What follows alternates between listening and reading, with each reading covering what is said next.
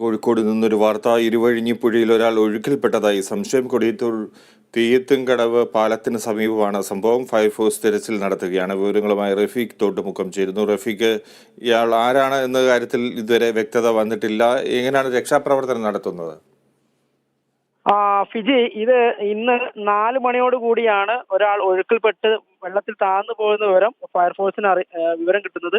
ആ വിവരം കിട്ടിയതിന്റെ അടിസ്ഥാനത്തിൽ ഇപ്പോൾ ഫയർഫോഴ്സ് മുക്കത്തിനടുത്ത കൊടിയത്തൂർ തെയ്യത്തുംകടവ് പാലത്തിന് സമീപത്ത് തെരച്ചിൽ ആരംഭിച്ചിട്ടുണ്ട്. ആള് മുങ്ങിപ്പോകുന്നത് കണ്ട് ആരോ ഫയർഫോഴ്സിലേക്ക് വിളിക്കുകയും അവരുടെ നേതൃത്വത്തിലുള്ള സംഘം എല്ലാ സജ്ജീകരണങ്ങളോടെയും ഇപ്പോൾ അന്വേഷണം ആരംഭിച്ചിട്ടുണ്ട്. മുങ്ങിപ്പോയത് ആരാണെന്നോ പിന്നെ അതിനെക്കുറിച്ച് ഒരു വ്യക്തത നമുക്ക് കിട്ടിയിട്ടില്ല.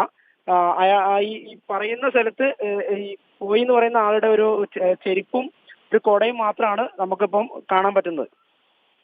അദ്ദേഹം തോട്ടിൽ എന്തെങ്കിലും ആവശ്യത്തിൽ കുളിക്കാനോ മറ്റോ ഇറങ്ങിയതാണോ, അതോ മീൻപിടുത്തത്തിന് ശ്രമിച്ചതാണോ? എന്താണ് സംഭവിച്ചത്?